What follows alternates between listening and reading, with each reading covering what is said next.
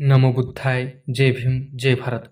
मित्रों, वीडियो शुरू करने से पहले आपको बताना चाहता हूँ कि अगर आपने इस चैनल को सब्सक्राइब नहीं किया है तो ज़रूर सब्सक्राइब करें और साथ में दिए गए बेल आइकन को दबाना मत भूलें। इसी के साथ नए वाले चैनल को जरूर सब्सक्राइब करें, ज्वाइन बटन के जरिए चैनल के सदस्य जरूर बने। आज ही हमारे सेकंड चैनल पर भीम जयंती का व्लॉग आ चुका है। अगर आपने उस व्लॉग को नहीं देखा है तो ज़रूर देखें, ऊपर क्लिक करें और ज़रूर देखें, या फिर वीडियो के अंत में आपको वो वीडियो दिखाई देगा तो ज़रूर देखें। इस व्हाट्सएप नंबर पर मैसेज करके आप देश के किसी भी कोने में किताबें मंगवा सकते हैं। तो देर किस बात की है, जरूर व्हाट्सएप। मित्रों, कई लोग चंगेज खान को क्रूर शासक मानते हैं, लेकिन मैं आपको बताऊंगा कि चंगेज खान दुनिया का महान और सहिष्णु सम्राट था, जिन्होंने दुनिया के सबसे बड़े भूभाग पर राज किया था। आज तक इतने बड़े भूभाग पर किसी राजा ने शासन नहीं किया था। छोटे से कबीले में जन्मे चंगेज खान ने चीन को अपने घुटनों पर लाया था। तो चलिए आज जानते हैं कि चंगेज खान ने भारत पर क्यों नहीं आक्रमण किया था। मित्रों, आपको बताना चाहता हूँ कि हमारे चैनल पर थैंक्स का नया फीचर्स अनेबल हुआ है। अगर आपको लगता है कि इस चैनल की सहायता करनी है तो आप इस थैंक्स के जरिए चैनल की सहायता कर सकते हैं। ज्वाइन बटन के जरिए आप इस चैनल के सदस्य बन सकते हैं। इसी के साथ इस व्हाट्सएप नंबर पर मैसेज करके आप देश के किसी भी कोने में किताबें मंगवा सकते हैं। तो देर किस बात की है, जरूर व्हाट्सएप करें। तो आश्चर्यजनक रूप से किसी ने भी चंगेज खान की वास्तविक राजनीति पर गहरी पकड़ की सराहना नहीं की थी। बहुत कम लोग यह स्वीकार करने के लिए तैयार है कि वह वास्तव में शांति और स्थिरता का अग्रदूत था और उसने एशिया से यूरोप तक एक पेक्सी मंगोलिया की स्थापना की थी। वास्तव में कुछ रूसी स्वीकार करते हैं कि मंगलजोई ने रूस पर बार बार होने वाले यूरोपीय आक्रमणकारियों को गंभीर रूप से रोका था। यही कारण है कि कुछ रूसी आज भी मंगोलिया को एक मित्र शक्ति के रूप में पाते हैं, जो यूरोपीय लोगों की तुलना में रूस के अस्तित्व के लिए खतरा बने हुए हैं।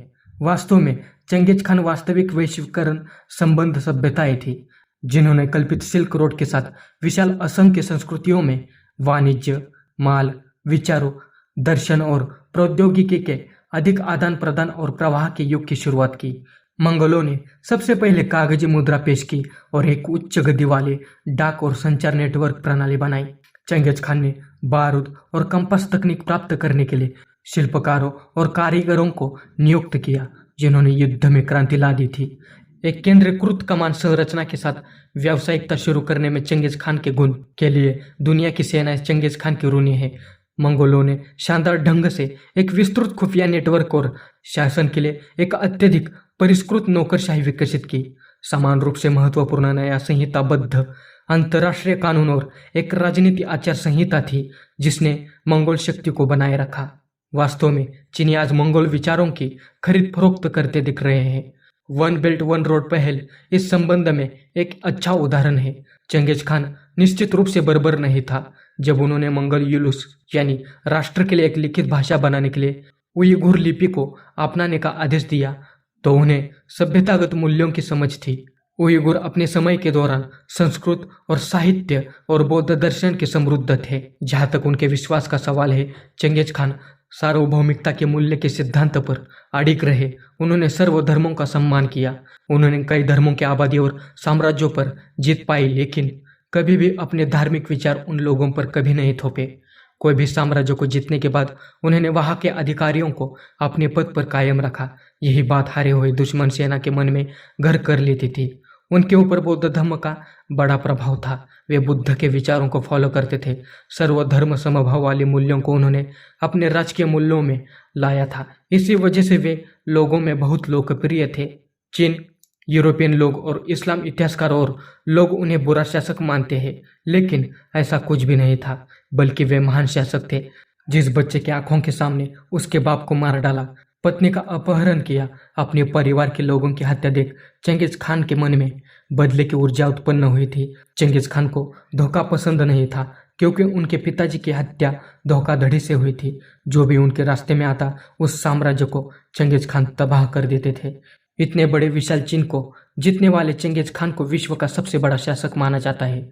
चीनी राजाओं ने हमेशा मंगोलिया को आपस में ही लड़वाया, मंगोलियन की हत्याएं करवाई, मंगोलियन कबीलों को रातों रात जलवाया था। इसी बदले की आग हर मंगोलियन के सीने में दहक रही थी।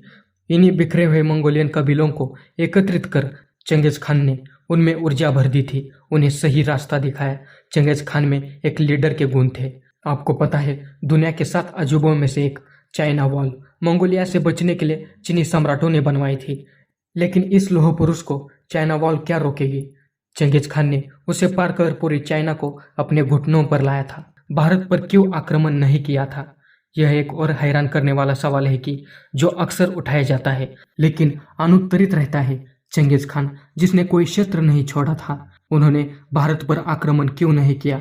मंगोल नेता ने चीनी, कोरिया, फारसियों, अफगानों, अरबों, स्लावों, यूरोपीय लोगों को, चाहे ईसाई, यहूदी या मुसलमान को नहीं बख्शा, जिससे उन्हें इतना नुकसान हुआ कि वे विलुप्त होने के कगार पर पहुंच गए थे। लेकिन कोई तर्कसंगत स्पष्टीकरण, विशिष्ट तथ्य और संदर्भ नहीं है कि मंगोल सेना ने भारत से दूर क्यों रखा, जबकि उनके पास पहले से ही खंडित सल्तनत का शोषण करके ऐसा करने का हर अवसर था।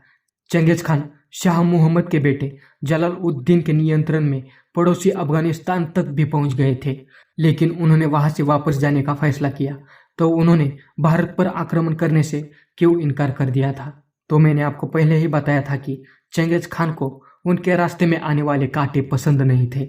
जैसे कि अफगान, उस समय यह भारत का ही क्षेत्र था। अफगान शासक जलालुद्दीन चंगेज खान से डरकर भारत दिल्ली की सल्तनत के पास आया और उससे मदद मांगी, लेकिन उसने इनकार कर दिया। इस वजह से चंगेज खान को यह बात पसंद आई और वो वापस चले गए। दूसरी बात, चंगेज खान बौद्ध धर्म के अनुयायी थे। और मित्रों, आपको पता ही है, बौद्ध धर्म की शुरुआत भारत से ही हुई थी। जिस धरती पर बुद्ध का जन्म हुआ, जिस धरती से बौद्ध विचार पूरी दुनिया में फैल चुका था, उसी धरती पर युद्ध लड़ना चंगेज खान ने कभी सोचा भी नहीं था। एक और वजह यह थी कि उस समय भारत धन संपत्ति से समृद्ध था। दुनिया के कुल व्यापार से 35% व्यापार भारत से होता था। इतना बड़ा श्रीमंत था भारत, सोने की चिड़िया था भारत। सिकंदर से लेकर कई सल्तनत इस चिड़िया को लूटना चाहते थे। फिर चंगेज खान ने क्यों नहीं भारत पर आक्रमण किया था? तो इसका जवाब यह है कि चंगेज खान संपत्ति का लालची नहीं था। उनके पास कुछ भी नहीं था। जो भी युद्ध में लूटा था वह सैनिकों में समान रूप से बांटा जाता था और साम्राज्य की भलाई के लिए खर्च किया जाता था। फिर से बताता हूँ कि चंगेज खान को धोखाधड़ी पसंद नहीं थी। वो सिर्फ धोखा देने वालों को सबक सिखाते थे, क्योंकि अपने बाप और मंगोलियन को धोखे से रौंदा गया था और यही बदले की आग चंगेज खान को इतना बड़ा बना सकी। मित्रों, चंगेज खान ने अपने जीवन में एक भी युद्ध नहीं हारा था। दुनिया के सबसे बड़े भूभाग पर शासन करने वाला बौद्ध सम्राट चंगेज खान थे। आज चंगेज खान का मंगोलिया एक बौद्ध राष्ट्र है। चंगेज खान ने बुद्ध के भारत को अहिंसक देश मानकर कभी आक्रमण ही नहीं किया।